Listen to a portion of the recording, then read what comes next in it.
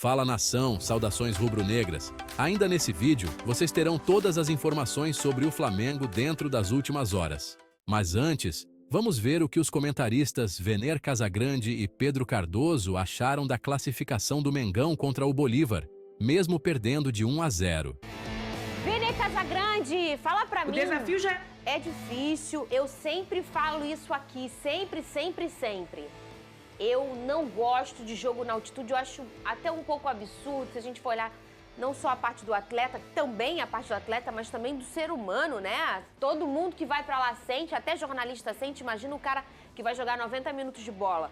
Então é muito difícil fazer qualquer análise, apontar dedo para qualquer detalhe de jogo em altitude. Mas nosso trabalho é feito para isso, não é mesmo, Vener Casagrande? Pra analisar. Eu quero que você me fale o que você gostou desse Flamengo. O sofrimento a gente vem muito também dessa questão da altitude, mas o que você gostou desse Flamengo? Fernandinha, antes de mais nada, primeiramente boa tarde a todo mundo que está nos assistindo. Você, torcedor rubro-negro, que espera o Vener Casagrande chegar aqui hoje no SBT Sport Rio, ficar criticando a atuação do Flamengo, ficar criticando os jogadores do Flamengo, você está totalmente enganado. Eu não vou fazer isso. Eu só esperava que o Flamengo se classificasse.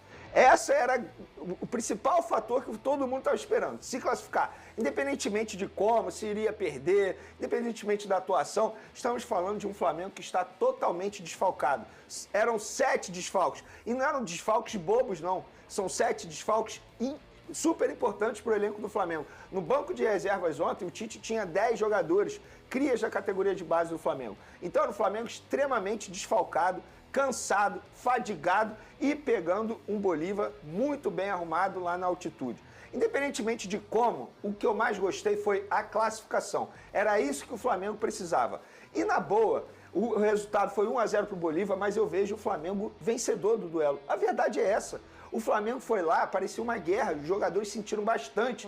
Isso é informação. Náusea, vômito, vários jogadores com dor de cabeça, entraram em campo com dor de cabeça. É muito ruim, se você teve a oportunidade de assistir, né, a entrevista do Fabrício Bruno depois do jogo, você vê o cara, parecia que estava até dopado, sem voz. O Gerson, cansado, exausto, os jogadores sentiram demais. Então, torcedor do Flamengo, você tem que ficar feliz com a classificação. É óbvio, o Flamengo não vem jogando bem, mas diante do cenário que foi ontem, um cenário totalmente horrível para o Flamengo, a verdade é essa, tanto é que o próprio Tite, a gente vai falar sobre isso, o próprio Tite passou mal, o Tite está internado no hospital, também por conta da altitude. Então, assim, vários jogadores sentiram, entraram em campo muito cansados, totalmente desgastados, e o Flamengo conseguiu a classificação, isso era o mais importante. Eu acho que o torcedor rubro-negro, ele nesse momento tem que desfrutar. Óbvio, daqui a um mês encara o Penharol, tem muita coisa a consertar, eu acho que o Tite precisa melhorar muita coisa, sobretudo o setor defensivo, mais um gol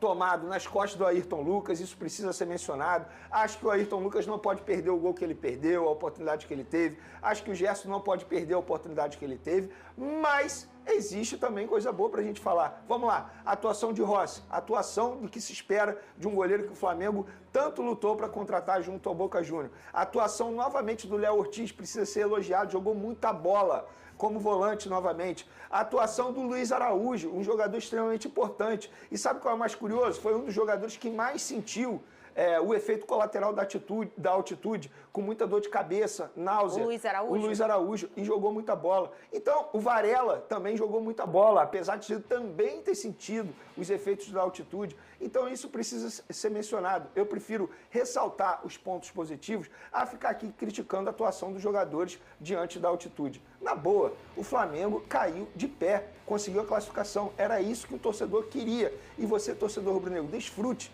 porque o Flamengo está nas quartas de final da Libertadores da América, mesmo diante de muitos desfalques e diante de um bom adversário bem montado lá na altitude. Ô, Lucas Pedrosa, boa tarde pra você. Boa tarde. O Vener sempre traz aqui, quando o Flamengo não joga bem, ele fala, ele fica bravo, ele mostra que ele não gostou. Mas esse programa aqui, a gente geralmente, quando joga na altitude, a gente pega bem leve. Até porque mas é uma desculpa. Não, não é uma desculpa. O Botafogo, quando foi pegar a LDU, até por essa mesma Libertadores, eu falei, mas gente, é muito difícil você fazer qualquer análise. Os 15 primeiros minutos, geralmente, Pedrosa, são de erros de passe bobos, geralmente. Você vê que às vezes o jogador vai fazer uma finalização e a finalização ela sai toda diferente, porque a bola fica com um peso diferente mesmo, vamos dizer assim, a sensação de tudo. E obviamente não só o seu grau de dificuldade para respirar, sobreviver, como também a dinâmica do jogo, a dinâmica da bola, Pedrosa, é complicado demais.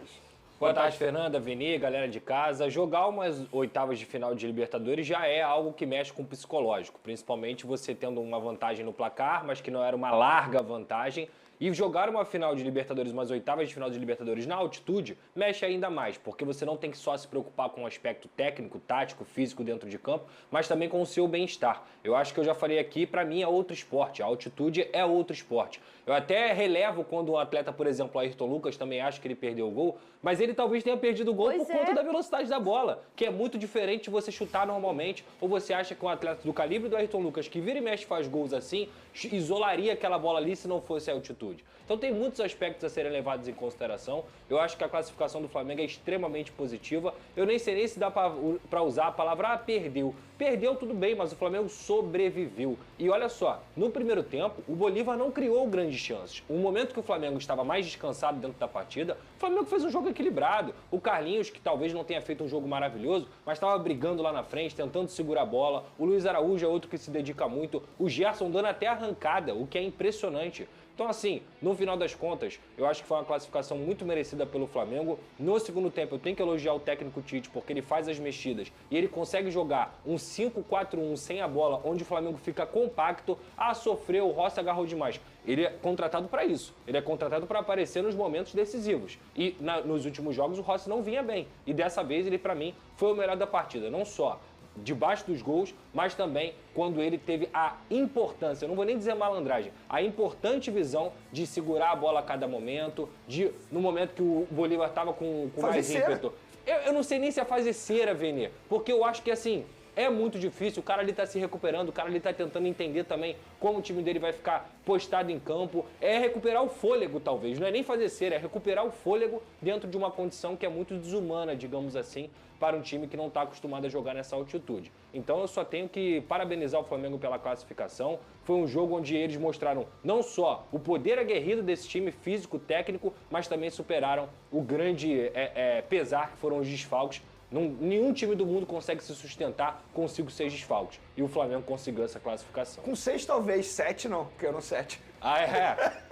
Não, é disso, já numa circunstância normal é difícil.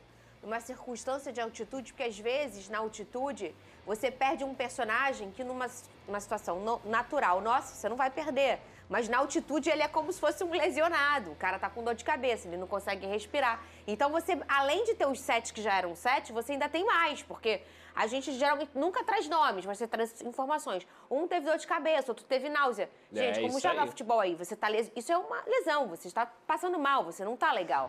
E uma informação importante, quer dizer, na verdade, 2 informações, porque eu tô vendo muito torcedor rubro-negro reclamando do tempo de demora do Tite para poder fazer as substituições. Só que faz sentido, o Bruno Henrique ele não estava bem 100%, fisicamente falando. Então a comissão técnica levou até o limite de fato. E o Gerson, mesmo com os problemas da altitude, com os efeitos colaterais, ele ainda estava com um problema muscular na coxa, que ele sentiu. Ele ficou em campo na base do sacrifício, porque ele viu a necessidade. Sim. E assim, o Tite não tinha o que fazer. Ele olhava para o banco de reserva, gente, repito, ele tinha 10 garotos crias da base.